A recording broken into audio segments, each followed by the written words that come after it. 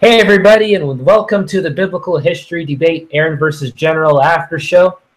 I'm your boy Trill The Cyberspace Fay, and today we're going to be talking about the debate between Aron Ra and our very own theological expert here that can do wrong according to some people. So we'll discuss what could have gone better, what went wrong in certain people's opinions. And maybe we'll even get into some other topics about along the way, because it's going to be a free-flowing conversation. If you want a link to join, be sure to ask me by messaging me on Google Plus at Thaddeus Trill, and I'll give you a join link. I'm not just going to put it out in the public because there's like snipers and stuff. So, anyways, does anyone in particular want to go first? Sure, I'll go first. Basically, that was a horrible debate because two or three or four major reasons. One, Aron Ra was using the shotgun tactics, and he was kind of assuming there at the beginning that General was just sort of another evangelical Christian, which we all know is not the case. And then you have General, who was like doing his actually, ancient Near East, my 2-hour Google Drive slide, and that's just not going to work. They were both inflating and talking over each other the entire time, and it was trash there. Huh. Yeah. Well said. Anybody else have any opinions they want to get out? Right. Well, to kind of piggyback on what he was saying, I mean, like that's the thing. I didn't get to see all of the debate. I got to see like somewhere towards the end. So didn't get to see too much, but even with that too much, I wasn't impressed with what Aron was saying. I have stated before that out of the atheists out there that I definitely would disagree with and want to debate on, Aron's one of them. And this is one of those reasons why, because, I mean, even when you get an intellectual like General who has definitely is looking at a text from an interesting view and understanding it from the context. I mean, I highly doubt Aron Ross talked to someone who thinks about in terms of Psalm 82 and a divine council like Michael Heiser level material, and then this stuff about local flooding of not just allegorical stuff, but like actually getting into context and providing models and such. Like I saw there was a model on for something, and I mean just is considered, well, it's just a certain interpretation, and I mean, he was just kind of just being disregarded and such, and was continuously asking for historical evidence. That was the thing I kept hearing about. Nothing to do with said don't prove anything about thing connected to God, or that was what he's trying to do, connect it back to God at some point. Can I interrupt you a bit? This debate was about, is Bible historical? Right. Bible. That's the point of the debate. I kind of agree with your point, but from a completely opposite end of the spectrum. Where I think that they went too much into God, because there were whole points where Aron kind of sidetracked him into talking about God, into defending his religion, instead of defending the arguing point that was behind. I think that was a fair point, although I will say this. I know that wasn't quite on topic, but I can appreciate the fact that Aron even went there in the first place, because if you know anything about me, I like being able to get nipping things in the bud as far as like getting down to the meat of an issue. A lot of these smaller debates, when you're talking about biblical history and all that, they all seem to be kind of fluff to me in a sense, because it's not getting to the core issue here about if whether people believe in this or not and why they do and stuff like that. So even though it did go a little bit off track, I will admit that some people, they want just to stay in the biblical area, and that's fine. But for someone like me, I do appreciate, in a sense, that he went. Depends on why you are in the debate community. If you are here to disprove God, then this was not the debate for you. Well, right. But it was a bad debate for you. Well, I'm not even talking about disproving God, but just even going as far as to say, if hearing people present arguments and try to defend them and try to point them out, this was, for me, this was very entertaining because it was very surprising. We had a pretty well argued person on the side of the religion and pretty shady person on the side of the atheism, where usually it's very much the other way around. Like so, I don't think that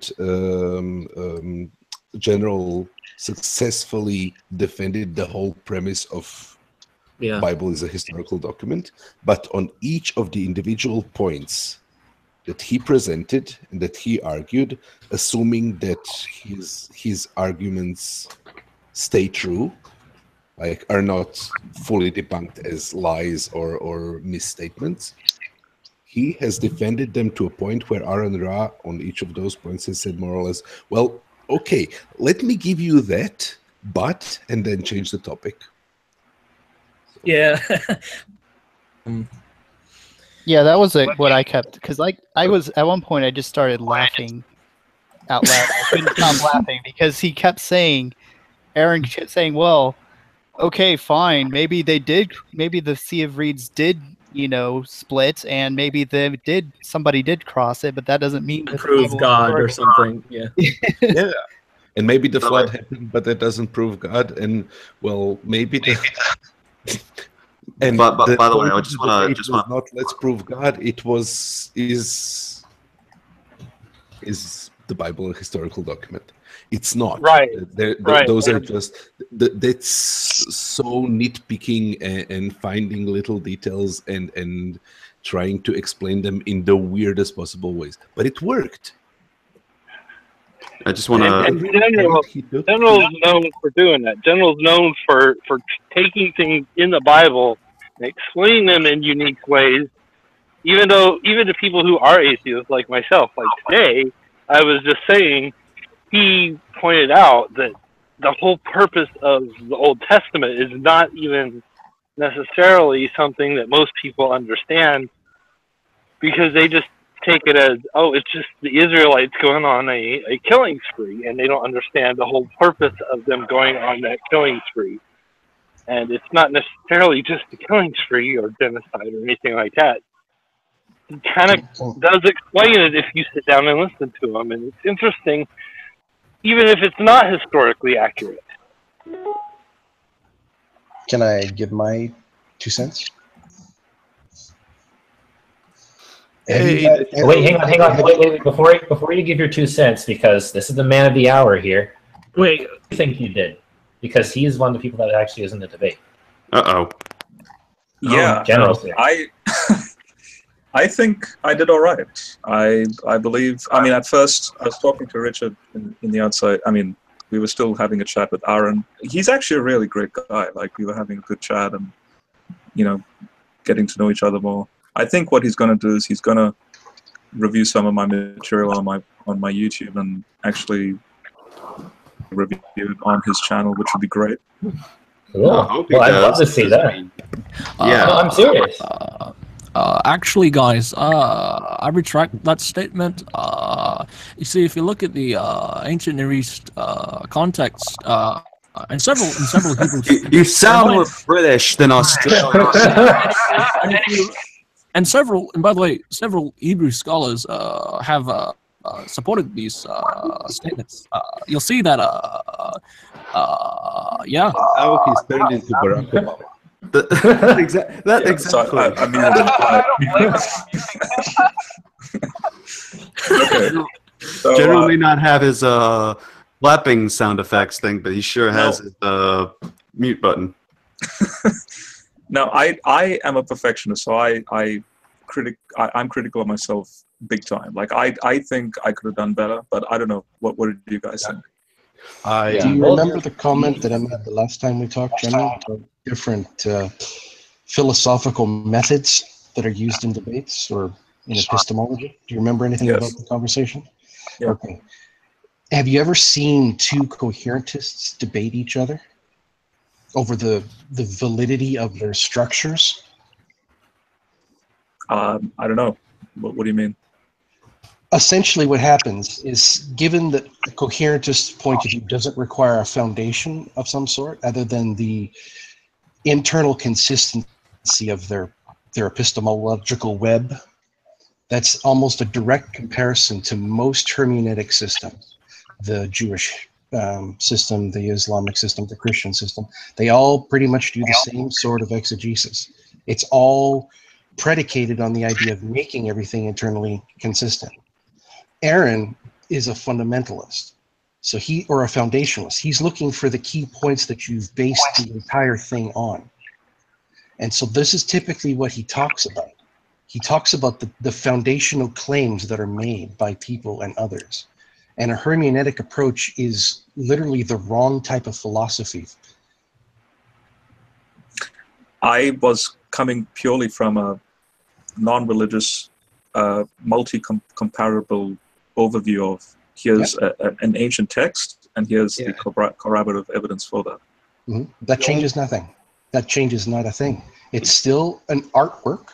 Every coherent structure is a piece of art. I would like to think that my own former evangelical system was the same sort of deal, but it was, of course, all based off of the love doctrine. So that everything that I preached came back to single, cohesive, structured argument. And the first time I ever got into a debate with someone who I thought was a non-believer but was interested, they kept asking foundational type questions. Like, why did I trust the Bible in the first place? What was the basis of me not assuming any kind of bias to just start with it for no apparent reason? Right. Why didn't I start with the Quran? Why didn't I start with Torah? And I had to acknowledge I didn't have one. I had a fantastic way of explaining everything and why I believed it, all scripturally based. But there was no beginning moment where I said, well, wait a minute, why should I take any of this seriously? Especially when I'm confronted with someone with their own consistent exegesis that is drastically different than mine. But it's, again, still internally consistent. And that's the danger with his consistent. Give the man his moment of glory before trying to convert him to atheism. No, but you see, his consistent hermeneutic is refuting young Earth creationism. Which are foundational claims. Well, but I'm coming from a purely non-young Earth creationist context. I'm coming from a position that he actually hasn't engaged with before. That's the difference. So I'm coming from a position that is grounded. I agree. He is used to dealing with foundational approaches. The problem comes from the fact that a coherent structure is virtually immune from outside criticism because it doesn't pin itself down on any specific point. No, it's not. Young creationism is not immune to legitimate criticisms to it. I know, because it's a foundational view. It's not a coherent view. So of any foundational view is always open to criticism. The argument that's given if someone states a foundational claim is A, your foundational claim was arbitrary, or B, they refute it for fact, so that it's just shown to be wrong. But an internally consistent hermeneutic is predicated on the idea of taking any objection that you find and simply adapting it and pulling it into the system. I just want to make two announcements quickly. One of them is we are dealing with a few people in this community already that are, or even outside this community actually, that have been known to be sniping some people. Apparently it just happened to Hogtie's channel. So we're only giving out the join links to people that we actually know. So I'm sorry, but if I don't know you and you ask for a join, I can't give it out because I don't know who's going to be one of those snipers and who's not. And the second thing is Richard, who was the moderator of that debate, the debate that this after show is of, he wants to link. So if anybody, you know, if, I'm not trying to be rude or anything, but if anybody wants to drop out to give him room to come in, that'd be nice. Yeah, I'll make room. I'll step out. Thank you. Rest in peace, these nuts. At least we know D's Nuts was not a troll, even though that almost sounded like a trollish name. Yeah, I was really hesitant. Like, is that doesn't sound like he's actually. I was sad he couldn't talk, but him and Richard are friends, so it's okay. If I may make another point, I don't know if anyone else catch this, but several times Aron Ron was like, "Well, you're just." This is going back to like some things other people have said, like the foundational arguments, and then you have Robert trying to do, or General trying to do like the nuances and let's look at the ancient text.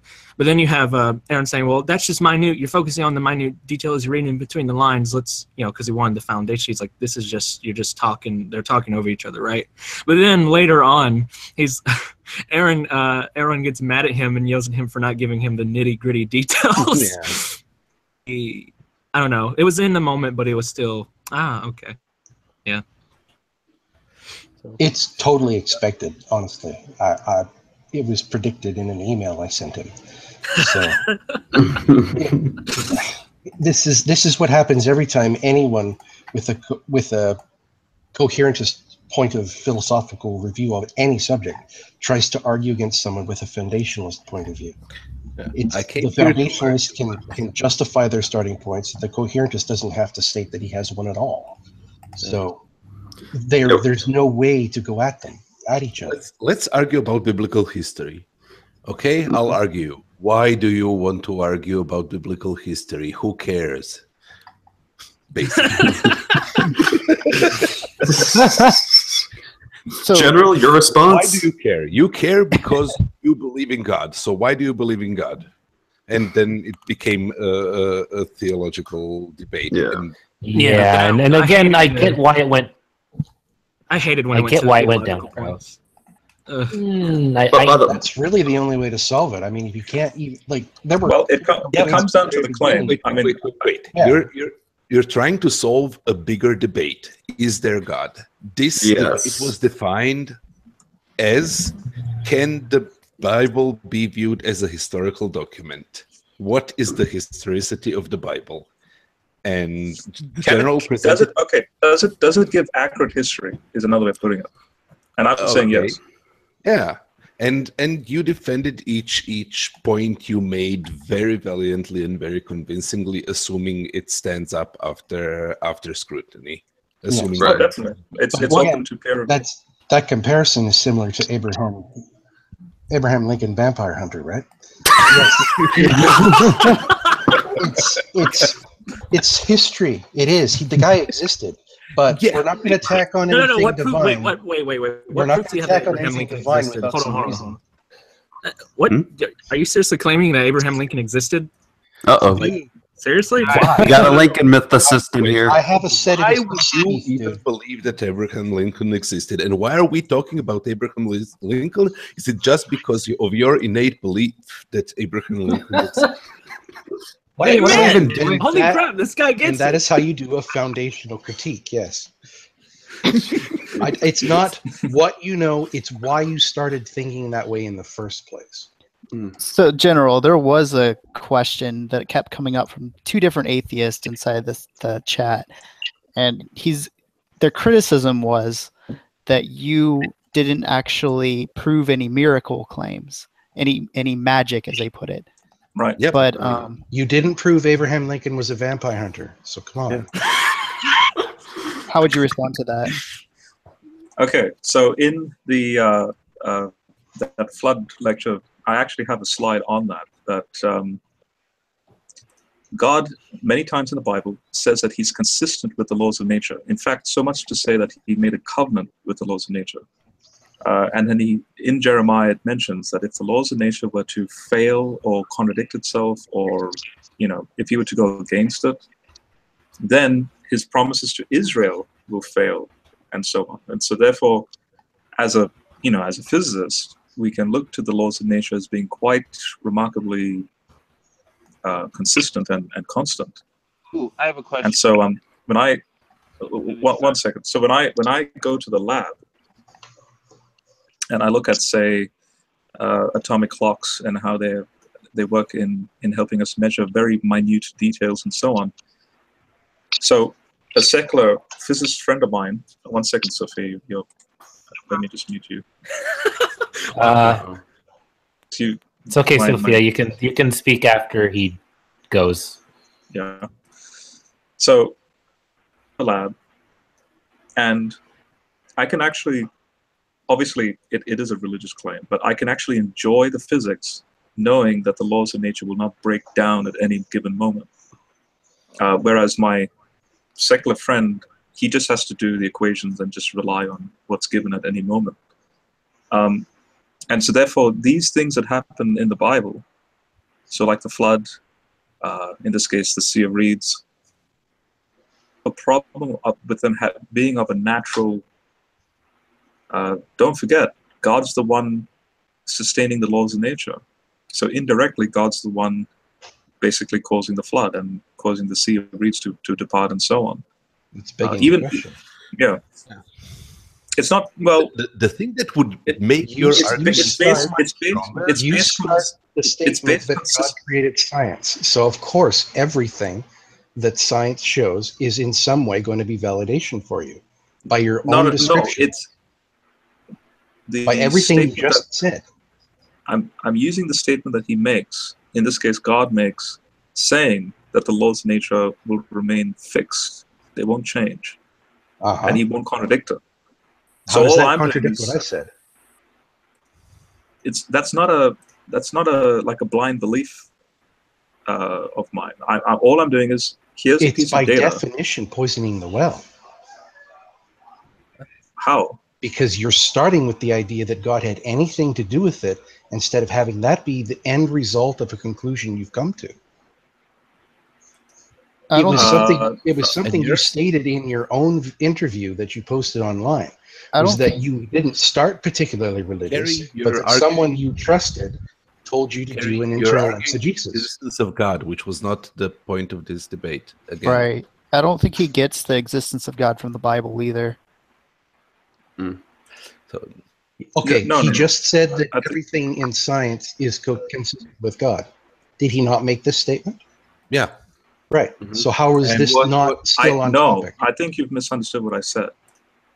I can go in. He can prove the historicity of the Bible without requiring miracles, because everything works through nature. Not all that. No. Sorry. I can go into the lab, and I can do my science. Here's a religious text in the context of, that this text is an inspired text from. And so the claim is from this deity that the laws of, you can trust me, the laws of nature will not break down, because the fact that I maintain a covenant promise is a direct proportion to the laws of nature not breaking down. So I can walk in as a believer in this deity, knowing that the laws of nature will not break down at any given moment. But the secular will not. And how do you define that? The secular scientist will never know, though, because he can just walk in. Think different. No. What you're saying is so general and vague and not. Well, I mean, he is general, in any way. Well, he is, but generalities. I'm hoping his name is not Generality Hand. Wait, you don't know what it stands for. You're assuming. I'm gonna guess in a second. Yeah. So can we? I got a question to read for General whenever he gets a chance. Go ahead. Oh yeah, there's a question that Tyler actually wanted us to ask. Yes. So Tyler Durden in the live chat asks, can you ask General his method for analyzing an historical event and determining that a deity directed the events? Yep. Okay. The deity you can't get from naturally analyzing the historical events. So, for example, the Persian Gulf flooding and also the Sea of Reeds. This is just stuff that you can get just from your archaeological work and so on. The deity claim comes from the text. That's the only way you can ever account for a so-called deity behind this. So if you didn't use the text, how would you do it?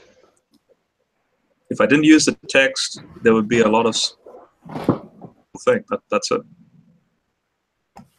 So there's nothing that you could offer someone that would bring them to convince them that the text is worth listening to. Well, if I didn't have the text, there would be a lot of missing data as well on top of the deity claim. So, or like a Hindu or a Muslim, well, how would you tell them that they should turn away from their holy scriptures and pay attention to yours? Like taking the scriptural data and aligning it with the natural science data and showing here's a coherent message from the two. That's what they do too. That's not special. But is there anything special? But in that system, it doesn't work. That's the difference. Oh, you ask any Muslim, they'll tell you quantum physics is in there. They will argue that to the death. It doesn't matter if you believe it or not, sir. They will argue it to the death that you are wrong. So But you the need to thing have is, something I've a done the little more same- meaty in order to The amount persuade of- them. The thing is, the amount of research I've done in the Quran as well. And they have dedicated universities to it as well. It doesn't change the fact that but it's guess not what? enough to change them. Ask the actual Arabic scholars. They will say, no, it's a moot argument. You can't make that claim. You ask It's any two only Arabic scholars the same thing. It's only the so-called internet Muslims, that the keyboard warrior Muslims, that make these I claims. don't think that's a fair generalization. No, There are Christian people who, Marcus can vouch for that.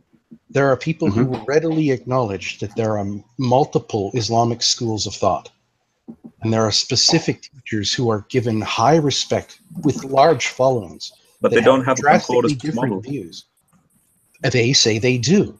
No, And they don't. Just declaring they don't is not enough. Give me a ministry that in the Islamic context that has a coherent concordance model I proposed from a text that predates the Quran. Why would they care about before the Quran? The Quran is their holy word, and the idea of going beyond it. Because the Quran, they could just use yours. The prior text. They can just use yours, General. They believe in the Bible too. No, they don't. Yeah, they don't. They accept it as a holy work. They don't accept it as accurate. They accept it as been corrupted by the devil. Right, and that's the thing.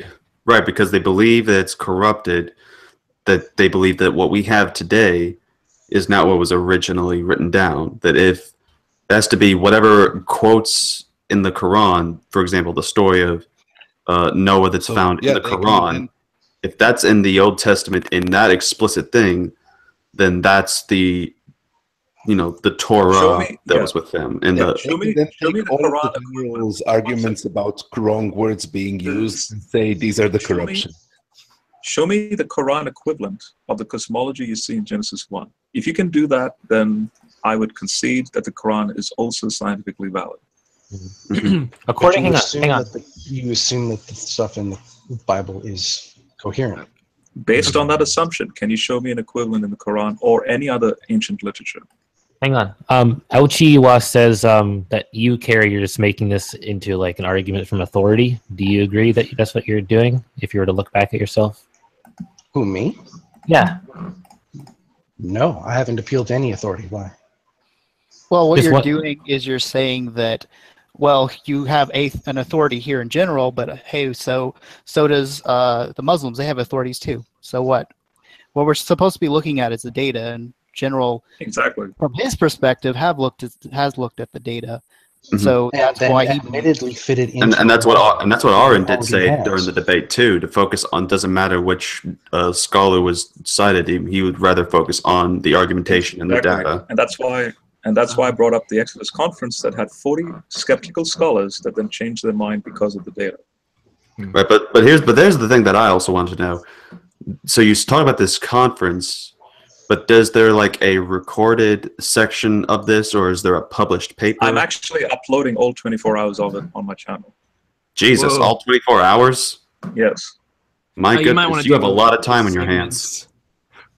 And I gave him the link to the 2015 published monograph of that conference in book form, because all the lectures were put into chapters in that book. And it's a peer-reviewed book as well. Which that's my question. Did you cite any of that? Like, quoted the whole the thing instead of... I tried, and I gave iced material in the stuff I was screen sharing. General, may I ask you a few questions? Hang on, wait. Sophia had a question for a while. Oh, right, yeah. Did you just muted him? It's like, yeah, we'll get you in. But now you can actually talk, Sophia. What was your question? Such a Joe move like that.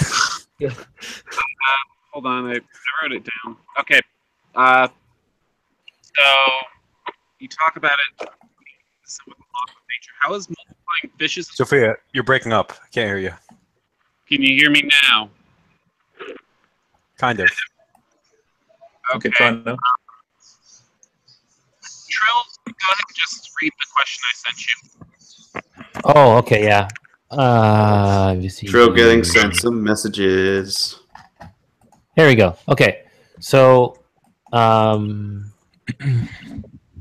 if they quit lagging. Okay, there we go. Because people are sending me messages. So, his question is, how is multiplying fishes and loaves fishes? You do know that the plural of fish is fish, right? Anyway, okay, so how is multiplying fishes and loaves, resurrection, and a giant flaming cloud that turns into smoke every day for 40 years not a suspension of the natural law, or walking on water, or telling a storm to stop and having it listen? Ah, right. Yeah, I explain that through what reasons to believe. They coined this term, so it's not original to me, but and I like the term though. It's called hypernaturalism. So the turning the water into wine. Now, in John 2, it mentions the location, so the wedding in Cana. It mentions the type. Well, and that's the thing. When you go to that location, not the wine one. I'd prefer not water to wine. I'd prefer like the fishes and loaves and walking on water. Yeah. I'll get to that. Okay. So I'm using this as a backdrop to the definition of hypernaturalism. So, Robert, I already took you out to the woodshed about this. Remember? No, you didn't. I was there. You did not. So when we think of water turning to wine, immediately we start thinking of just plain H2O. And in order for wine to happen, God will then, or in this case Jesus, would have to literally ex nihilo a lot of elements that required to make alcohol and wine to be wine. But the region had a type of water that already had all the organic ingredients within the water that Jesus just manipulates to then make it into this wine thing. So it's already a pre-existent thing that he just reformulates, which you can recreate in the lab. In that hypernatural sense, you're looking at it from the fish and the loaves context, and hence he can just multiply it. But it's not a breakdown of the laws of physics, that's for sure. Okay, so I want to go to an audience question. Tyler Durden said, if the archaeological discovery of the city of Troy gives validity to the claim that the Iliad makes about Greek gods, and the answer is no. That wouldn't be the argument. There would be, okay, Robert, you just do it.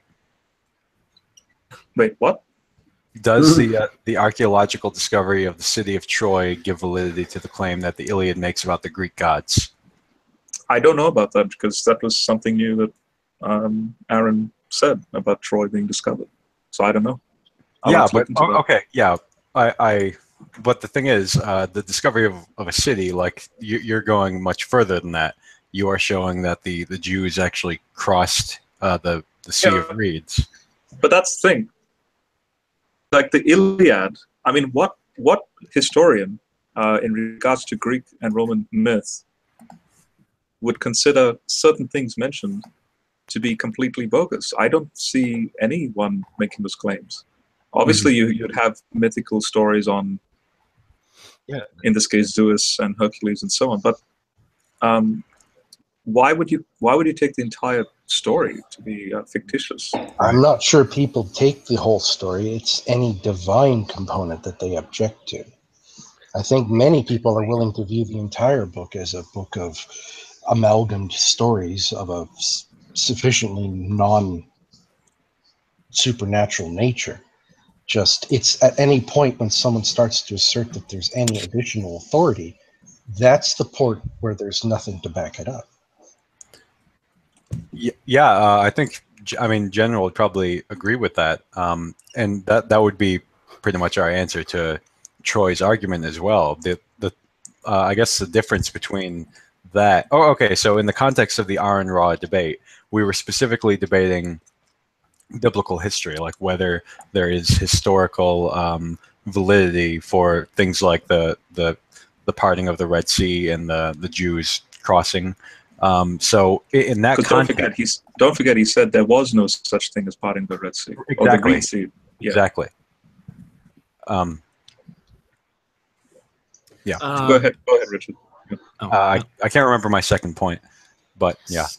But hey, General, Do you use the Bible as support for the existence of God, or do you use a different argument because for me, I don't think that the Bible in general is a very good evidence of God's existence.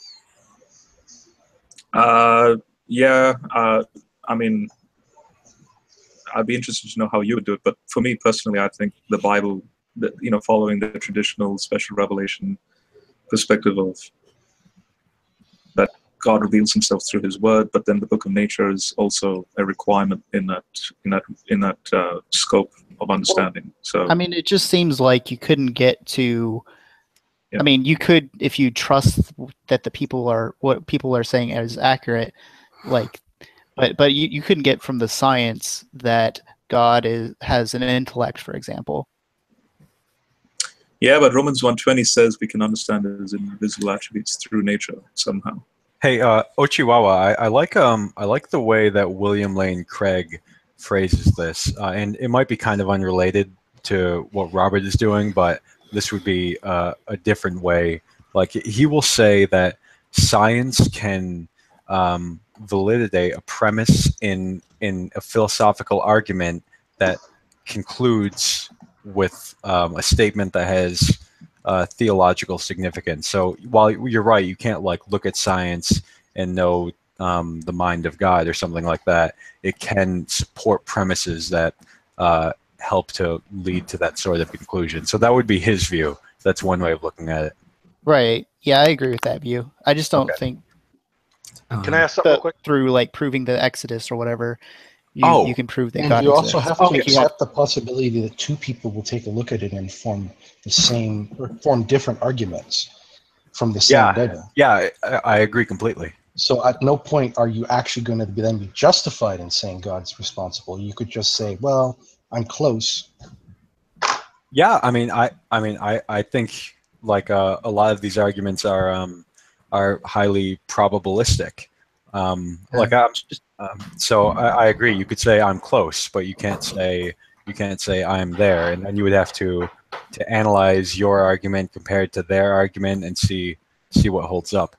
Like for example, if you look at the issue of evil and suffering, the Christian apologist will say, "Look, this is proof that there is a standard of good and evil, and therefore you get God." On the other hand, the atheist might look at evil and suffering and say, "No, this is incompatible with the existence of God." So you have like the same data and different conclusions. So, Carrie, I generally agree with what you're saying there. Well, I think that it's just ultimately going to have to be an inference to the best conclusion. Exactly. Yeah. According to the scripture, God is clearly seen, which means if you're making an inference, God is not being clear anymore. Well, it says he's clearly seen through the things which are made, so it's in a direct sight. General, can I ask you a few questions? Yeah, sure. And I think it might tie into actually it probably will tie into the hypernaturalism stuff. But before that, I just want to say the few times where Aron Ra and General did agree, it was like top 10 anime rivalry team-ups. Does anybody agree? Anyways.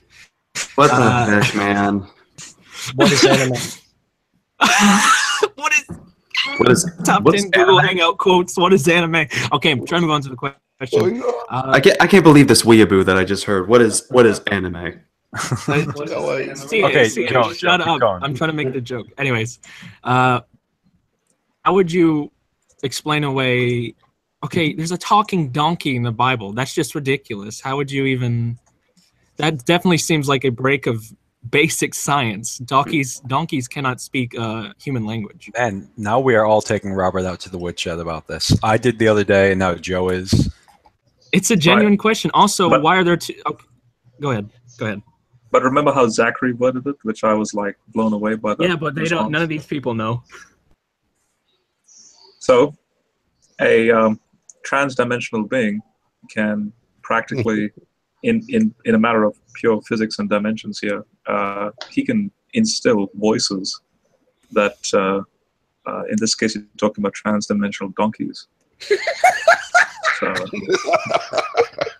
what? It's the greatest. God humps donkeys. That's all you need Okay, to know. Ochiwawa asked about the sun standing still, and Robert, I think you actually. Yeah, that was that's what I was going to ask too. That's actually a good one. I actually came across a dissertation titled Yahweh and the Sun by Glenn Taylor, correctly. He decided to look at every instance of Shemesh in the Old Testament and in the Ancient Near East. And he was shocked to discover that in this case, in Joshua 10, Yahweh is actually Shemesh and the moon. And the description of where they are located in the valley is that Yahweh, you know, in the description of the holy war of the gods versus, you know, the God of Israel, that Yahweh stood still over this particular valley, allowing the Israelites to win the victory. And here's another thing. When you look at the geographical markers of where they had to travel, guess what? It actually takes a minimum, because don't forget, you're talking about horseback and carriages and so on. That entire campaign would have lasted 2 weeks, not 1 day. So that whole notion of it stood, you know, the sun stood still for a whole day, first and foremost, week campaign. And this Shemesh, which is the word for sun, is Yahweh. And so Yahweh was the one that was standing still over Israel, defeating the other gods. And so in his conclusion, he basically put to rest this whole notion of, you know, these gymnastics on, oh, the earth must have stopped, or the, you know, somehow the sun and the reflection of the light, Well, you know. would that be metaphorical then? Please. One. Give me one. So, well, when you look at it through a pure ancient Near Eastern lens, so this is his point. No ancient Near Eastern author or commentator on that chapter was thinking of the sun standing still. They always thought of Yahweh as the one, you know, the deity standing still. So there are no true miracles listed in the Bible? That miracle would contradict science. That miracle would contradict the laws of nature. That cannot qualify as a miracle. You can't honestly think that qualifies as a miracle. That's simply someone who saw something and assigned a deity to it. Who are you talking about? The story you're talking about, in which God apparently in previous generations was considered to have stopped the sun and the sky for them to fight. Right? It doesn't say that he stopped I'm asking confirmation. I'm not wanting a rebuttal. Isn't that what was originally stated? Yes? That Yahweh stopped the sun in the sky? Isn't that what was originally that's the claim people make, correct? That is not what they read. That is not what I asked. Is that not the original claim they made? Who's no, they? It's not. For generations. Wait, who's they, Carrie? Maybe you can clarify that. Anyone who's ever said that was a miracle and proof of God said that he stopped the sun in the sky for them so that they could fight. People have said that. Yeah, yes, and exactly. Yeah. They stated that this was a reason. They stated it for a reason. Now, Now, I grew up with a very smart shaman when this who happened? used to tell me about Lupi, the great white wolf, and how the great creator created all of the world. And these were clearly effects that they added to what they saw in the natural realm. They just said, well, there must be a wolf that's pulling the moon through the sky, because of course it's a white object that's floating through the sky. So there you get Lupi, the great white wolf. It was a natural thing they saw that they assigned to a deity. So it's not surprising that you may have found a scholar who's willing to say that perhaps there was some sort of natural incident that occurred, and they assigned a god's name to it. Your argument is essentially that it was a different god than the one the other people said.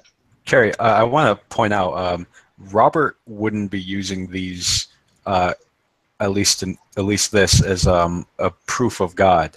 Robert has a different view of miracles than say myself. Robert would view miracles as something incredible that happens within the natural order that is by God's divine providence, by his guidance. But he wouldn't necessarily use that as proof of God.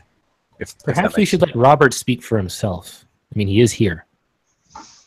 Robert Maybe doesn't he would understand brevity. Exactly. If Robert did that, he would still be talking, and his point wouldn't have gotten across. If Robert understood that, he would have won a debate, but no. Yeah. Well, maybe Robert can explain what Robert thinks. I'm trying to. All I'm doing is. Robert doesn't know what Robert thinks. I have to interpret it. All I'm doing is sharing with you. I'm the only infallible interpreter of Robert's thoughts. Richard, the mouthpiece of Robert. All I'm doing is sharing with you the latest in understanding what the original authors were thinking and writing. So the later interpretation, completely far removed from the engineering context, that, oh, look, the sun stood still, is foreign when based on now this dissertation that was released by Glenn Taylor. And every atheist loves you for it. Not the physical sun. So, can I please ask a question? No. Well, hang on. Who's lined up here? Well, Maxwell wanted to ask the question, and then you can go. I actually made a YouTube lecture, like a 1 hour. I was referring to Glenn Taylor's work, and it's on my channel. So, it's called Yahweh. What a cheap plug, Robert. That was such a cheap plug. Guys, remember to donate to Robert's Patreon and subscribe to his Twitch for Ancient Near East 2K17 Let's Plays.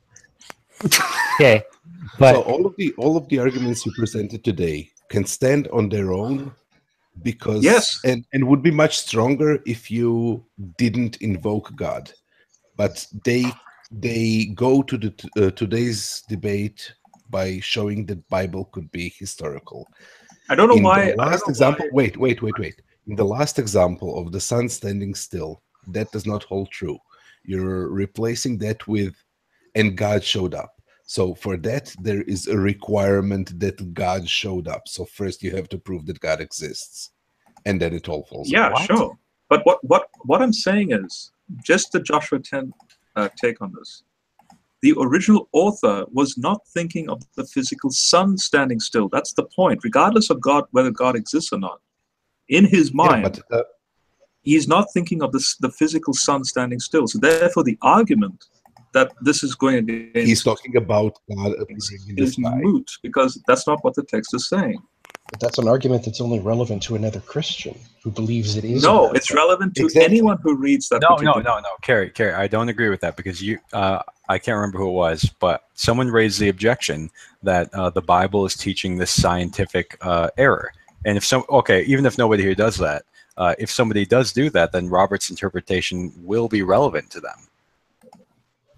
So the claim is, oh, look, the Bible is it gets it wrong, because obviously we know the sun can't stand still. Yeah, exactly. So instead of teaching supernatural error or teaching scientific errors, teaching supernatural, which can't be proven, so you have to prove God. Exactly. That's my goodness. Okay. What he's done is taken a miracle claim and just said that there's a historical backing for it. No, it's not. Okay, guys, you got to not talk over each other, or I am going to have to play the muting game. That's I don't want to treat you guys like. That's a good point. So when I start talking, everyone just be quiet, no matter the circumstances. Thank you. See, seriously though, I don't want to have to play the muting game, but if people can't let people finish, that's going to happen. Like that. General, I do have to ask you a question. Is English your first language? Yes. Okay, I don't believe that. Sorry. Okay, Robert. I think what he's getting at here is I did speak Hindi and I did speak Telugu, but I have a funny joke on that, and he also speaks Near Eastern. Okay, Robert. I think what he's getting at here, and this is something that Zach told me in the.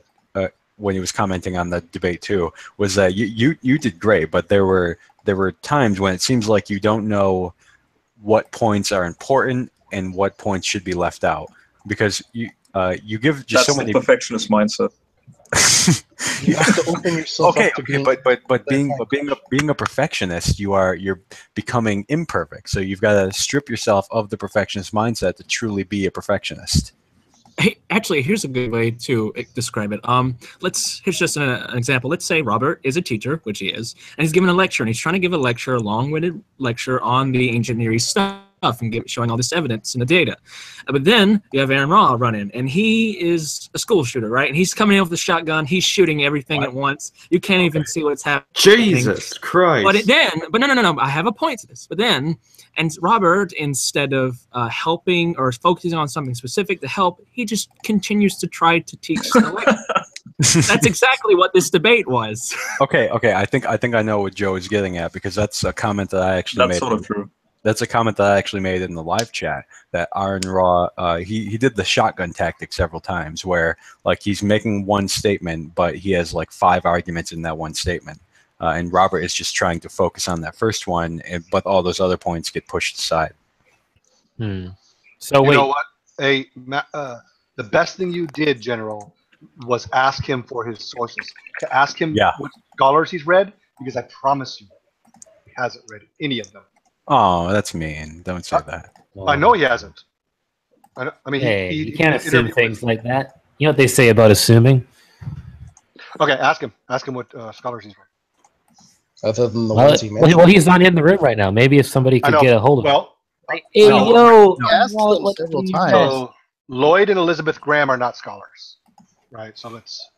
I don't even recognize who that person was. Yeah, I couldn't find them. I googled them as you were saying. Classic law of logic, law of identity, error. What does it take to be a scholar? They wrote a book about, you know, I think that's where he got his Tower of Babel story from. It's about they write about the ancient Near East and stuff, but they don't. The Near East. I don't think they have degrees in the stuff. I don't think they have degrees. Well, I mean, they don't have degrees. They don't teach anywhere. They disagree with just about everybody who hey guys, so Robert himself has used single sources. Right. So no, I understand that, but what? No, you're right. You're right. You're actually right. Maybe they are. You've mentioned people that you found that was like this is one guy with the paper who blew away an entire argument. You said something to that effect. You may have been thinking of the flood, the 2015 paper. I'm not sure. I'll have to recollect it later. It's not coming to mind right now. Because I don't appeal to one source. I appeal to at minimum 40 different sources. A minimum of 40. A minimum of 40 sources. So he's listing 40 sources. Aaron, I actually have 40 peer-reviewed papers for you to review. No, but you see my Google Drive. I've got thousands of papers in there. Yeah. Yeah, I've seen your big Google Drive. Okay, let's kick him out. Wow. Come on, guys. No need to compare Google Drives here. Seriously. In the offline chat with Aaron, I was like, Aaron, you should check him on Google Drive. Oh man. Okay. Wow. So in the offline chat, maybe he's not ready for that. So in the offline chat, Aaron said that he should have announced this publicly, but it slipped his mind. He told Robert that he was an honest theist. Because Robert honestly looks at the data, and I told Aaron, you should have said that live, and he said, oh yeah, I should have. So I thought that was great that he said that. There you go. Yay, so everybody can be friends now. Yeah. That's a really big compliment coming from Aaron too, because he's the number of people he's dealt with that aren't. Yeah. Here's the thing. Numbering in probably the triple digits at this point. Well, he was a Mormon, so they had their own sort of beautiful theology according to them. So he's got to be able to respect anyone who can create like a beautiful theology. I just have to break this up and say that Aaron is a dishonest atheist. So what? Sorry. Don't say that. That's me. Dang it. Okay. Here's the thing. So in debates that Aaron has done that I've watched, I've always thought like, man, this guy is really aggressive and all these bullying tactics. But then when we're talking to him, I started to think, well, he's not that bad. And then when we got offline, I was thinking, well, he's a kind of a nice guy. So I think he reacts to the person that he's talking to. And with like Robert, he wasn't so bad. So you kind of saw the nice version of Aaron. To be fair, I don't think that's, I know you're going to disagree with me, but who cares? I don't think that's a bad thing, because when you're on like the internet doing the whole debate thing or whatnot, I mean, the whole point is to try to basically get the audience to see your point of Thaddeus, view. shut your mouth. I'm talking. Shut up, Thaddeus. Nah. Sorry, man. Don't make me kick you, bruh. In a discussion, a single word term can change everything that somebody says. You just said that being aggressive is a good thing, and I tell you to shut up, and you threaten to boot me. Right. Well, I can be aggressive back. Ah, gotcha. Hey, no fighting. The children are watching. Yeah, come on, Richard. I mean, come on now. That's mean. Don't say that. Okay, pull out your Ben. Anyways, who has a bigger one. As I was saying, I keep forgetting that we're live. Yeah, it's an amazing thing, isn't it? 23 people are watching us be stupid right now. Yeah. So, anyways, as I was trying to say, I don't think the shotgun tactics thing was that bad of a thing, because I honestly feel like if you're trying to, if you're trying to do a debate or whatever for an audience or whatnot, sure, you could agree that's not arguing honestly or not. But honestly, like, I view it more as an entertainment factor anyhow. So if you can get an audience to react a certain way by presenting in a certain style or whatnot, or you can get your opponent to answer a certain question by changing the way you frame yourself in the debate, I don't honestly think that's necessarily a bad thing, because sometimes it actually gets right to the crux of certain arguments. No, okay, so that might be sometimes, but I don't think that was the case in Aron's, because a lot of what he was doing was, it seemed like a bit of a red herring. Like, for example, Robert is talking about Genesis 1 and why he thinks it's concordant with modern science. And General goes on, Aron Ra kind of went off on a tangent about how inaccurate the Bible as a whole is, and he went to the striped animals who are breeding, and that's like a scientific error, and that was, I think, a total red herring. So it was part of a shotgun of arguments, and I didn't, like, as the moderator, I was trying to get Robert to ignore that. Just like the snake thing, he brought the snake, and I wanted Robert to just focus on Genesis 1, and maybe we could talk about the snake later, but yeah, so I thought it was a red herring. I get where you're coming from too. Just that personally, as somebody who views this community more as entertainment anyways, how dare I? I don't think that was necessarily bad. I actually kind of tuned in at the right time, it seemed like, because this debate's been going on for a while. Maybe I'd have to watch the debate back a few to see what you guys are exactly talking about. But when I was watching it originally, it was on the time when Aron started grilling, I guess, General about the whole, so if you don't have, if you don't believe in God, do you go to hell and stuff like that? And it's like, you know what? Sure, you could argue it's going off topic. You're not talking about the biblical history anymore.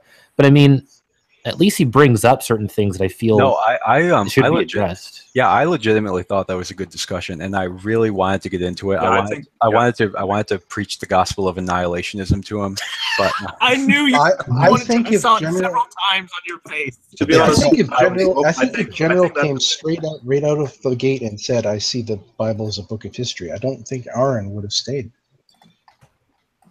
Well, yeah, he would. I don't think General would. Say that. It's a book of history, because he is dealing with people who view it literally, and that's the argument style that he's used to. So coming across somebody who's not necessarily viewing it as a literal thing, what point is there to in a way? No, don't get me wrong. I am saying it literally, but don't not as a equivocate. How exactly are you doing it? All I'm doing is here's an account that, for example, the Exodus, the stuff that's mentioned in the Exodus text, and I'm seeing if it comports with the 18th century BC dynasty of Egypt, and it does. So it's historical. Question: do you think you can do that trick for every single thing in the Bible? I believe so. I know many people who can. Now here's an honest statement to fit into the category of being honest. I haven't, and I'm only 29, I haven't exhausted the Bible in that way. So I have to be honest. Yeah. So far, I've done it with Genesis. I've done it with the flood. I am currently transitioning into the Exodus right now. And then on it goes from there. You never know. I could be talking about Jonah. Yeah, Robert, the thing is, I don't know if there's like enough scholarship about every single thing in the Bible where you could do that. Like there might not be enough data. Robert will create it. He will create the data. That's called being deceptive. That's called the media, my guy. Dude. I mean, I could account, for example, there is a scholar, a favorite of mine, Gleason Archer. He's an inerrantist. And his survey of the Old Testament, which is like nearly 1,000 pages long. He accounts for a lot of things, but don't forget, this was written back in the 80s. Is that what he mentions, like based on his research, is somehow cutting edge even today. And that, to me, especially when I was looking at this Exodus stuff, he was saying things that were now only being confirmed 30 years later by James Hoffmeyer and so on. And to me, I find that fascinating. Hey, Robert. So somebody asked this question in the live chat, and I kind of want to add my own follow-up question to it. Do you think that people are being, when people touch the Ark of the Covenant, are they immediately being struck down? And here's my part. If so, then they're just like dying naturally, like they have a heart attack or something? And wouldn't that mean like these are some sort of divinely guided happy coincidences? Would you say it like that? No, I would say God was killing them. Okay, by like a natural process. I can't really say. Do you accept? It would be consistent with everything else. Yeah, that you've gone down. That's why the question was asked. That's the objection to the sun god appearing in the sky. Like if the guy can manifest himself from another dimension and speak through animals and appear in the sky and do things, so he can basically do just about anything and is equally as omnipotent. And how is that not supernatural, or how is that not a violation of natural laws? It's not. Yeah, but how? If so, I can do an experiment in the lab and confirm it, and do it again and confirm it, and then and wait, please let me finish. And then on the third try, God can come in from another dimension and just move the coin to the other side. The thing is, the how is where you have to put God in a test tube. All I'm doing is giving you a certain model. You could also have a trans-dimensional arc that could explain a lot of things. Well, it was Why not? conducting high impact energy, right? So that was carried over into our dimension, and it was forced upon the. Yeah, there you go. Exactly. See, if you can have a trans-dimensional donkey, you can definitely have a trans-dimensional.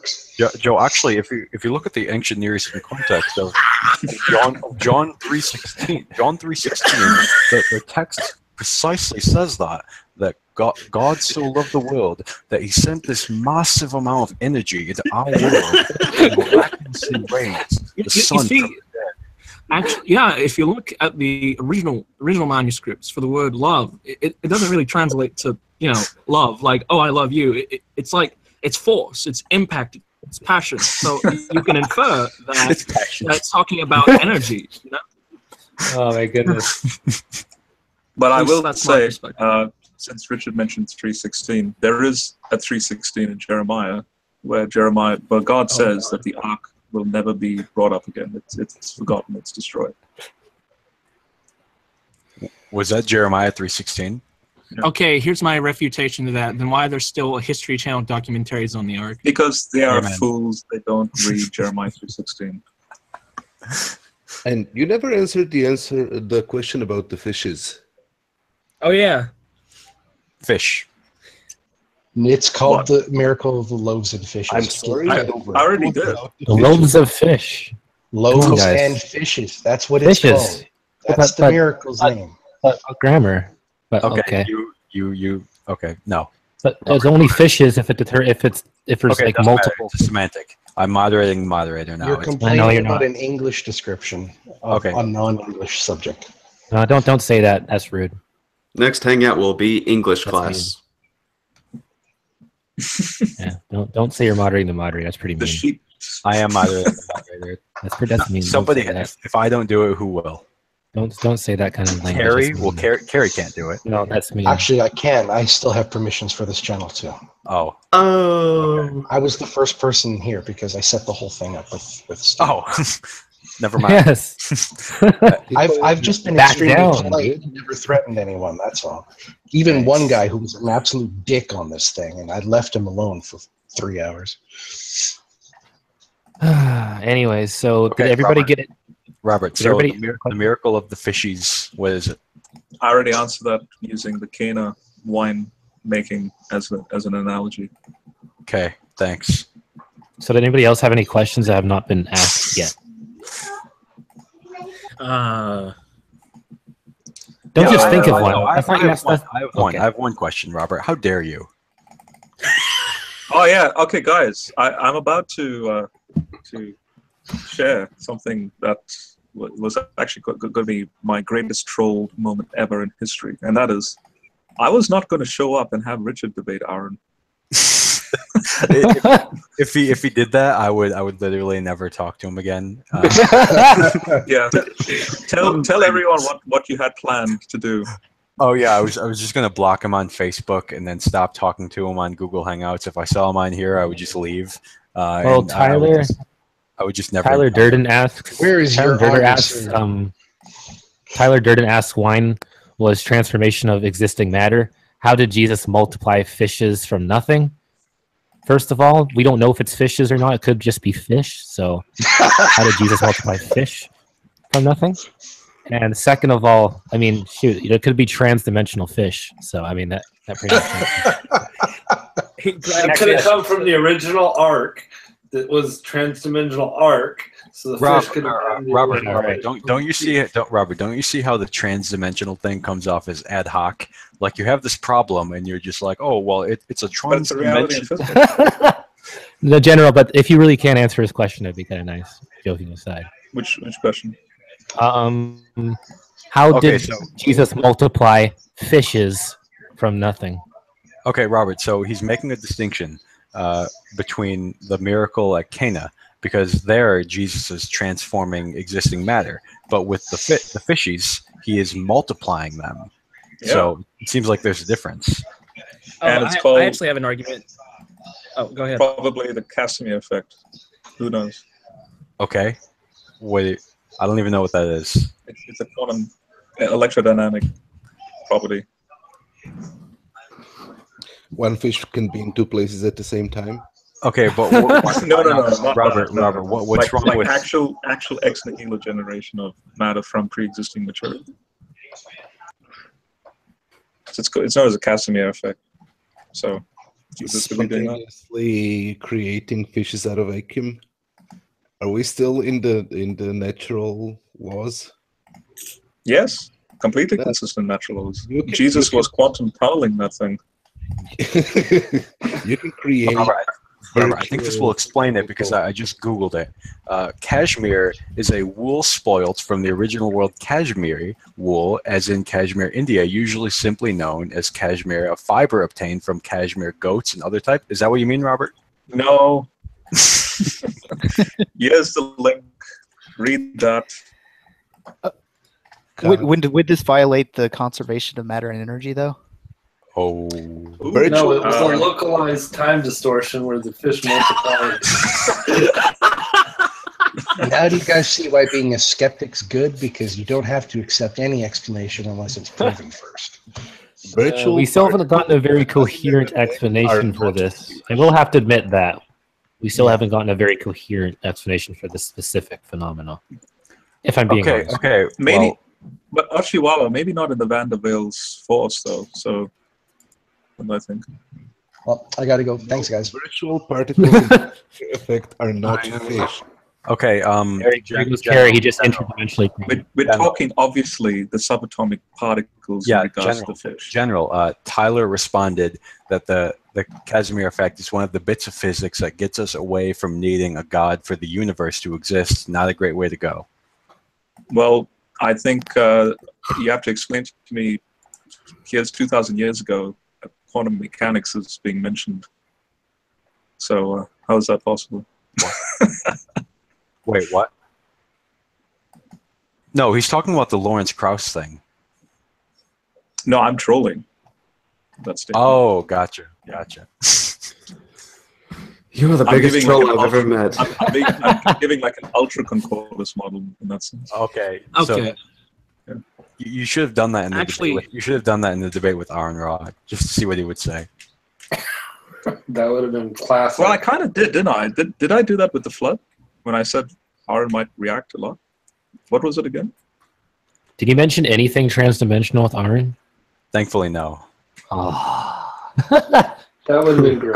Guys, all this trans-dimensional stuff is just bollocks. Really? Wait, do Australian people say bollocks? I don't know.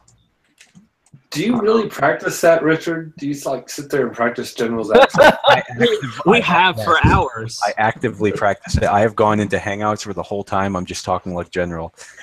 Out of the many schizophrenic voices inside of my head that I practice daily for my voice acting career, General's is the one I stay away from. You don't. That's a good joke because you don't have a career. Oh. I mean, because I know you create sock accounts and sometimes you'll pop into places and try to pretend like you're General, and it's Okay, I did that. I did that with my friend D's Nuts for 2069. He was doing a presentation, and I was one of the people interacting with it, and it went on for like an hour and a half, and the whole time I was talking like General. I have to say, I don't know why people react so badly to the name D's Nuts. Like, what everyone assumes he's some kind of troll or he's not a scholar. The name D's Nuts. It's because of that vine. No, the name D's Nuts means like these crazy people. Yeah, and 420 and 69 are both verses from the Bible. So I like how you're trying. He actually has a website called it's like D's Nuts or something. It was like Discernment Blog 420 and then 69. It's I like how you're actually trying to justify it. It's like, don't you know that D's Nuts is like a scholarly name? Yes, like, how dare you think it's just some sort of meme? Richard, can we get him back in here because he legit is really smart. yeah, D's Nuts for 2069 is a peer-reviewed scholar. There's even a product called Papa D's Nuts. I wouldn't. You would have been fine if you just said that he was smart and such, but no, he's a scholar, peer-reviewed scholar. Peer-reviewed scholar. Yeah, that I really have to see to believe. Right Why? there. Because his name is D's Nuts. You hypocrite. Not my fault. You are transphobic, sir. Not my fault. Society made me that way. Okay. Wait, yeah, I'm interested in seeing this guy. Wait, did you just assume what he's phobic about? Yeah, did you just assume? Maxwell just said I thought we were going to discuss the debate, so my response to that is welcome to the millennial mindset. What what else is there to discuss? What do people think that? What haven't we? It was What have we not terrible. covered? Yeah, what have you not covered? It was the best debate I've ever seen. Oh yeah, that's right. I never shared my opinion on it really. Okay, I haven't had Christian and Marcus's opinion on it yet. Right. Wait, what? What's your opinion? On what? The debate. The whole thing the conversation's supposed to be about. Oh, that thing. Sorry, I was like half asleep most of this conversation. Well, like I said, I didn't see all of it. Only saw like the last like 5 or 10 minutes. But from what I saw, again, wasn't really impressed with what. Well, yeah, because you only saw the last 5 or 10 minutes. I wasn't too impressed either. No, I saw what I predicted was going to happen. That regardless of General being as smart as he is on some of this stuff and providing stuff that I guarantee you Aron had not heard about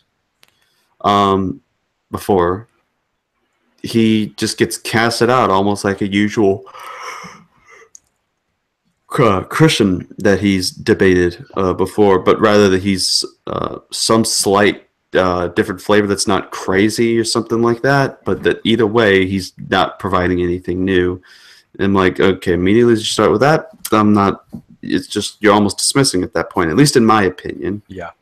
And the best point was, I've been arguing people for 20 years. How come I've never heard this argument before? Yeah. Okay, no, the best point was when Robert said, hey, Aron, am I the most interesting Christian you've ever met? And that was complete, just like you're sucking up. Yeah, like you're fishing for a compliment. Yeah, General, what the heck? Like, please tell me how great I am. Well, to be fair, I mean, shoot, he was pretty great. I wasn't fishing for any compliment. I was being genuinely honest with that. I was like, look, I've done the hard yards. In the 8 years I've been a Christian, I've tried my best to account for all the details. And has had a frustrating, 20 plus years interacting with Christians. It's a pretty audacious claim, but it's a question nonetheless. And I would like his opinion. Actually, Robert, I am glad that you asked that, mainly because after we had that little jokey conversation, the intensity went down a little, and Yes, it got a lot better after that. So it started out in the beginning of the debate. He was perfectly calm. Then after you're interacting for a little while, he got a little more agitated, which is understandable. I'm not faulting him for that. And then when we had that little jokey intercession, it went back down. So I was legitimately glad for that, but I thought it was an odd question. Yeah. I don't know. I feel like a lot of times these arguments do boil down to how people feel about it emotionally more than the whole logical aspect of it. I don't so know, when he Trill, got when he got more emotional, I understood where he was coming from in a sense. Yeah, I know about the whole emotional argument thing. You all should have seen what happened last night. Oh, last night, what happened? He talked about the God of this world. 2 Corinthians chapter 4, verse 4. Oh yeah, did you hear me? Did you hear me actually defend you on that? Yeah, I heard you. And right now, that's actually going around right now. What? Wait, what? The whole verse thing, like Remy, One Way Apologetics, all these different people to talk about it, like Vincent Lincoln of what's the show called? Council of Google Plus has come out. What? They're talking about you. That's not how you pronounce his name. Oh, how do you pronounce it? It's Vincent Lasson or something like that. It's French. Oh, okay. Then I did not know that. But sure, Vincent Lincoln. Go ahead. Wait, are they disagreeing with you? I don't know how the others feel, but I know Vincent Lasson agrees with me. He believes it's referring to Yahweh, and he can't read it any other way. He can't come to that conclusion that it would refer to Satan. Do you guys know that Satan actually means God? No. No? No. It means accuser. Adversary. Yeah. General. Not God. Jesus, someone needs to go back to Greek or Hebrew 101. No, you guys took the bait so flatly that it wasn't even funny. Oh, no, It's just like, I knew that you were doing that. Like that Satan means God. How is that not blatant bait? I don't understand. I just said I knew that you were doing it. Like Trill, I think the next hangout we need to do is debate on who's the bigger troll, Joseph or General at this point. I mean, don't you mean Richard? He's like a newcomer. I would have been the biggest troll if I didn't show up for the debate. So I would literally win the internet for thousands of years because of that. Yeah, Red's Rhetoric would have to get a new award show just to get you nominated. If we did that, then we legitimately would have had to change the topic because I couldn't do what you just did. I didn't have all that material. Sure, you could just mention a bunch of things about Near Easterns. It's fine. Richard, I would just appear to you as Obi-Wan's ghost and be like, Richard, use the Force. But no. Actually, all you have to do to make Robert's argument succeed is to say, actually, there's a trans-dimensional entity that intercedes. So you're saying just use my voice and then the debate wins? Yeah. Hey, I do have a question. So if we say that all of these miracles are actually just natural phenomenon, why not just say that they were mistaken about God existing and they just saw a bunch of natural phenomenon and mistaked it for God? That's a legitimate question. I agree. But then I think the ultimate witness to those claims would ultimately be Jesus. So God physically transcending down into an incarnate form, saying that those things did happen. So when Jesus says Moses and so on, it did happen. Robert, I think you can answer that by saying that in God's divine providence, he gave these indicators that make it very unlikely that it would have been just a normal thing that, like, people rising from the dead, that's not something that happens. But if you're saying that it happened, you're not saying that the resurrection was natural, are you? Obviously not. No. Okay, so would that be an exception to the rule? Break of that covenant. So the covenant with Israel. Okay, I get it. Done away with in that resurrection. Yeah. Okay, so people rising from the dead isn't something that happens. Like, it's not like people just get up out of their graves every day. So the fact that that does happen. Are you sure? I'm kidding. Go ahead. was gonna say, yeah, the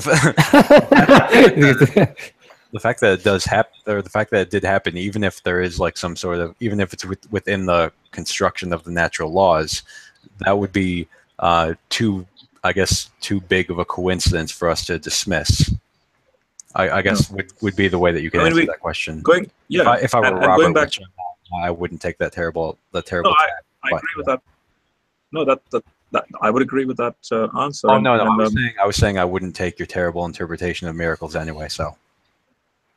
Okay. But just going back to the question, I mean, you can extend that out to the whole fine-tuning argument. Like the continents have to move a certain location. Would that be divine providence behind that sort of thing? The size of the universe, on and on it goes. So yeah, it's kind of like that, I guess. But I guess the miracles that we see in the Bible would be more finely tuned than that, wouldn't they? Like rising from the dead, or walking on water, or multiplying fish, or being at the Reed Sea at just the right time. Exactly. Yeah. Yeah. That's another thing, because Aron Ra was wanting to get at the whole notion of, but he didn't like get to it.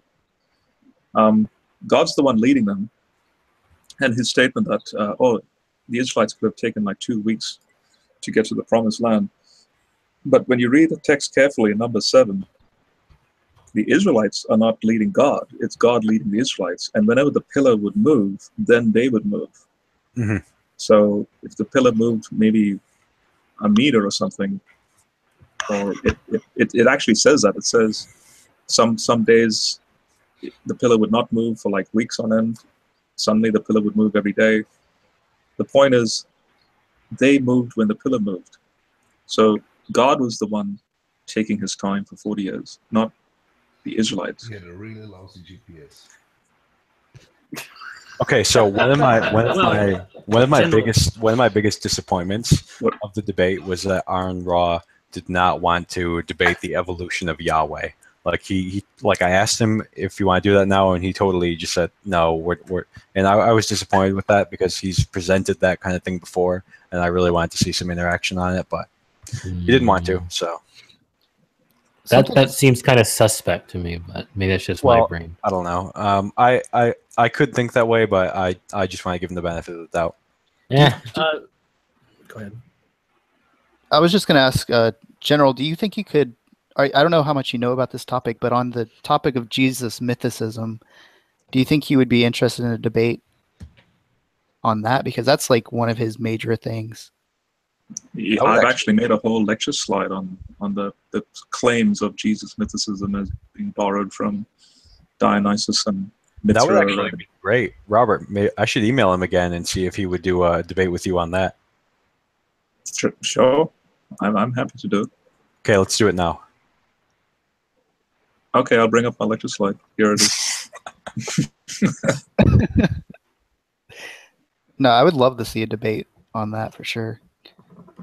Because every claim that the D.M. Murdoch made is absolutely wrong in regards to Jesus mythicism. Now, Richard Carrier's work, his book that was published in 2014 on the historicity of Jesus, that is finally the first Jesus mythicist book that is academically orientated. Like it did go through peer review, and it's an authentic scholarly work. So I don't care what D.M. Murdoch said, or even Robert Price. I don't care what they say. And I consider Richard Carrier's work, that's very recent, to be the first challenge for Christians to seriously take stock of, in my opinion. Mm-hmm. Yeah. It all depends by whose peers was it reviewed. Yeah, there's that to consider. Yeah, guys, my work is peer reviewed, but my peers are really stupid. Just have to go there. Yeah, is it? The problem is, you see even Robert Price's work, they weren't peer reviewed. I only appeal to peer reviewed stuff. And there's your bias. You got the peer review right there. Yeah. See, everyone has a bias. Indeed. So, but here's my thing: has anyone seen the Price and Ehrman debate? Yeah, yeah. Herman did great. I wrote a review of it. It was a great debate. Oh yeah. Ooh, a great debate. Hey, you just a trademark. There you Can't go. call it that. Maybe you call it like it's a very Amazing debate. discussion. Or discussion, yeah. Amazing discussion. Because you can't. Go ahead. The one thing You can't what? Oh yeah, I Go forgot. ahead. One of my Go ahead, podcasts is Richard. called Theological Discussion, so we can't use discussion. Ah. I was just saying you can't trademark the term "great debate." Like, it's like He already has. Yeah, but people can still use the words "great debate" as long as they're not like calling themselves the great debate community. You can still say. I think you're misunderstanding the difference between a copyright and trademark. I know that trademarks are not quite as strict as copyright. No, but you can still, if you're talking to people, you can still use it as long as you're not like attributing that to your organization. By the way, I put the Anyways. Tad, I don't know if you want to do it, but there's the link to the folder that has my Jesus myth notes. I don't know if I'm ready for your drive yet, dude. Oh, for goodness sake. Robert's drive is too big. Oh, shut up, Joseph. I mean, I know General, I kind of have a thing going on, but I mean, shoot. I mean, dude. Like here on air and everything, can you at least wait till we're off air? Why do people always make gay jokes around Robert? What's the deal with that? Okay, guys, I'm booting Richard for being homophobic. Yeah, no, I'm way to serious. go. Did you just assume it was a gay joke, Richard? Did you just assume that? Every group that I'm in, listen. Every group that I'm in with Robert, there are always gay jokes surrounding Robert, and I have no idea why. When he keeps taking young boys out behind the woodshed, what do you think's gonna happen? Joseph. Okay, now that's Richard, I'm sorry, Okay, but this is don't gonna make say that kind of thing. This is gonna make everyone flip over, even the outside audience. I was debating Aron Ra nearly nude because I just finished with the surf, and I was still. Wait. That was the Too errand. much information. That was the errand that you needed to run, and why you were late because you were surfing. Yeah. Oh my goodness. Well, okay, I'm blocking. And I didn't you. have time. I didn't have time to shower, so I was still in my jocks, and I was I'm shirtless blocking and you on everything. Facebook now, Robert. I'm totally blocking you. Oh, dang it. No, I bet you he's going to Facebook to find those surfing pictures. He wants to find the picture of Robert wearing He's gonna share them to like the multiple wives he has on here. He's gonna put it in his drive. Wow. Okay, let's get off the drive jokes. Let's elevate the conversation just a little bit. Okay. When I need to elevate the conversation, I just ask my friend D's nuts for 2069, and he helps me out. There you go. It's very good at elevating. Is he your in the wrong dealer? direction? Is he your dealer? Well, you said elevate. I thought you were talking about a new form of high. That's. Oh my goodness! Yeah, that's true. No. Well, I feel like the conversation's falling apart now. So True. I'm gonna let everybody do their final concluding statements, and then I'll do my final. No. We still have like an hour of conversation to go. No, we don't. You guys just prove that you don't, because no one's talking about the topic anymore. Is anybody even watching at this point? That's what I'm concerned, because it's what People are over here it's dropping now. 12. We have 700 viewers right now. I'm looking No, at we have 20 watching right now. Are you breaking the 9th commandment, sir? Thaddeus, 20 is more than you have ever had in any of your live videos. I've had more. Wow. No, actually, I've had more on the very first one that I did. So that's a lie. Yeah, breaking up the hey, commandment there? Richard, it's not Tuesday yet. Save it for that day. Tuesday, why? I'm not gonna say it. I can't say it. Okay. Talking, you know what? Tuesday. There you go. Oh, he can't say. He's too afraid. Kick him out. Yeah. Well, I'm looking at Kick him out. Did you just merely hint at a bad word? No, that's it, dude. You gotta go. I'm gonna click on this. No, that's okay. That is GTFO. I'm looking You at can't this do that. conversation. The whole room falls thinking to apart. myself, Now people are. Can't do it. Okay, guys. Hey guys, it's General Han Solo and guys, For the moderator of this discussion, I think it's time for us to close it out. Hey, I'm the moderator of discussion. Can I say it's time for us to close it out? Oh, No. how convenient. We gotta keep going. We gotta keep going. Nope. So closing statements. I'm gonna go from left to right. Mindset. Shut up. I'm gonna go from left to right on my screen, and everyone's gonna have a chance to do their closing statement. So, Barney, if you're there, you can make your closing statement. Just try to keep it brief. Sure, Thaddeus. I'll start right now. Bye. Oh, that's your closing statement? Okay. Christian Anarchist, your closing remarks? Marshmallow topping pizza. That is all. David, if you're still there, your closing remarks? My remark is just it kind of went as I expected. Like everybody else keeps saying, it just Aron did what he always does. He says the same thing. Okay. General, your closing remarks? Hey guys, this is General Han Solo. Thank you for listening to the debate. Take care. What the? Joseph, your final words? Remember to look into thoughtsinthecar.blogspot.com, which is a part of the broader Think Theism Network, which is, of course, an affiliate of the Bible Thumping Wingnut, which is also an affiliate of CARM, and it's also connected to Therefore God Exists, which is also connected to Sinners in the Hands of an Angry Blog, which is also part of the broader Think Theism Network, which is, again, an affiliate of the Bible Thumping Wingnut. Jesus. And be sure to check out me and Christian Anarchist's possible future podcast where we'll talk about whatever we want. There you go. Oh, Maxwell just dropped out. Okay, because you killed his ears. El Chihuahua, your final thoughts? Well, I thought the general did a pretty good job, and I mean, even though I disagree with him on a lot of things. Don't say that. That's mean. Richard, your final thoughts? All right, a reading from Romans 8:38-39. For I'm sure that neither death, nor life, nor angels, nor rulers, nor things present, nor things to come, nor heights, nor depths, nor anything else in creation will be able to separate us from the love of God, which is in Christ Jesus our Lord. To him be the glory forever. Amen.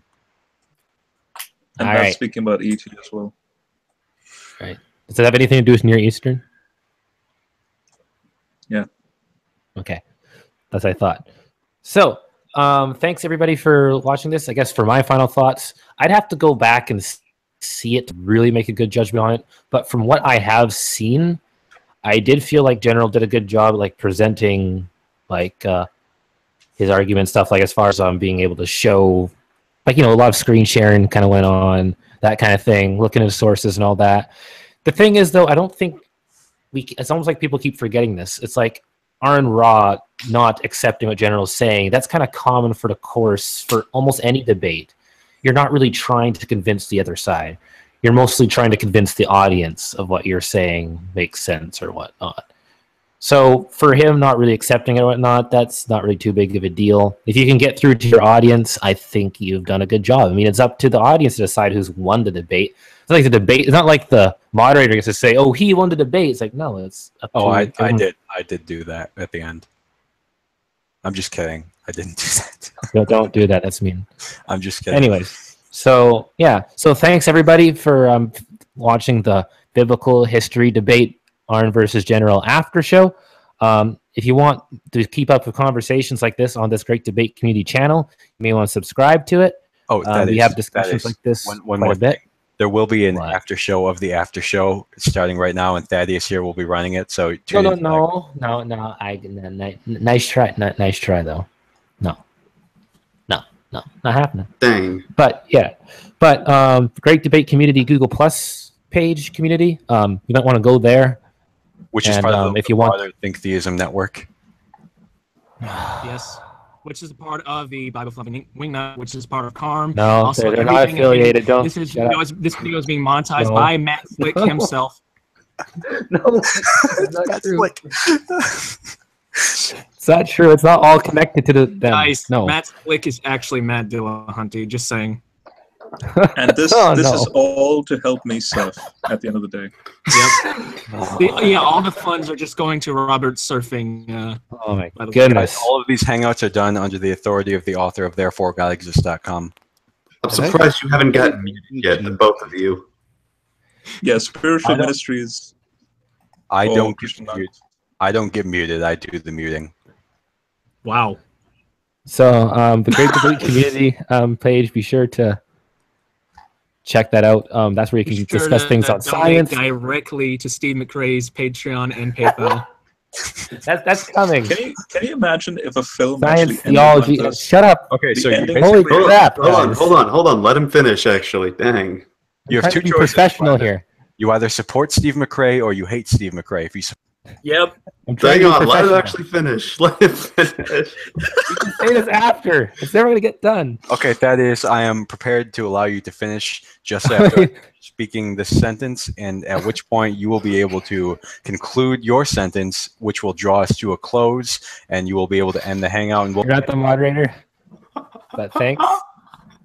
I'm sorry, but you're not the moderator. Oh, God. Not this time. But like Steve McRae said, person to hang out, I'm God right now. So You're killing me. Both of you. quit trying to mute God. It's probably not a good idea. That's blasphemy. No.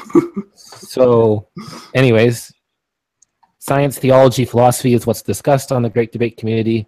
You might want to go there if you want to discuss the kind of stuff. Steve McRae's channel, be sure to check that out.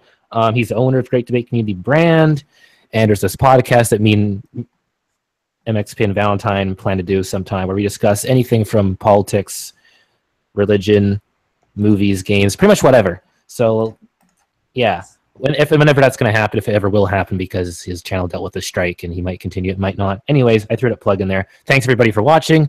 This is your boy Trill The Cyberspace Fay, and peace out. One more. I'm just kidding. Go ahead. What's the last thing? Yeah, sure. Good night, everybody.